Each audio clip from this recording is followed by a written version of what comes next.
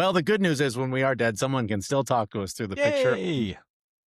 A company called, I believe it's Vinabot, has built an AI picture frame that does exactly what it sounds like. It turns a static photo of any person into a moving, talking avatar you can have a live audio conversation with in your living room. You upload the photo, add a text prompt, and the frame handles the rest using localized processing. The obvious application is keeping a version of someone who you've lost present in your home. The less obvious question is what it means for memory, grief, and the difference between remembering someone and simulating them. So, we've talked about grief on the show in the past and using AI to sort of communicate with avatars of lost loved ones.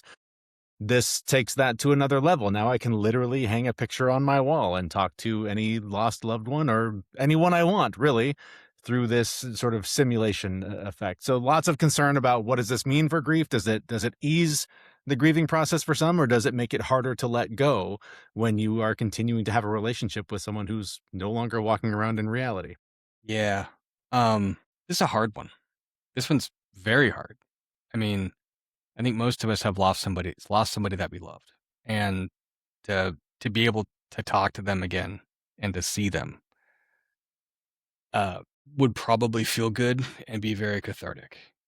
The question then is, what are they? What are they just memories and patterns and reflections and emulations? And I mean, pictures are that, right? I mean, pictures are memories. They're snapshots. Video, like going back and looking at old videos of dead relatives. Like my dad has all these like Super 8 movies of relatives that I never met from back in the 40s and 50s.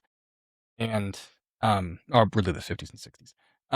And some of them I have, and I can go back and I can like I went back and looked at my great grandmother and great grandfather back then. And it it was it felt good, but I still knew it was a movie and it was far away because I couldn't interact with it. I couldn't say things to it. The idea that I could actually talk to them and have them respond to me in meaningful ways that actually feel like them is quite attractive. It's quite nice. I still can't hug them, but that's a matter of time, right? I mean, eventually we'll have the plastic suit or the rubber suit, whatever it is. You can have the haptic interface feedback and feel all that shit. And eventually, and it's a stated goal by several of these brain computer interface companies, you'll be able to upload a consciousness. So this step of going through and having a picture frame that lets you interact with a loved one in this kind of way will probably be meaningful for a lot of people. And if you can give it enough data, it can probably emulate who they are in their voice pretty well. As we feed it more and more information, the ability for it to trick us into believing that this is them is going to be high. From a personal perspective, if somebody wants to upload my consciousness and my memory, like if my kids wanted to, or my wife, or anybody else, I'm all for it. Like, I like the idea that I could be around and be remembered. And have That being impact. said, which version of me is going to be remembered?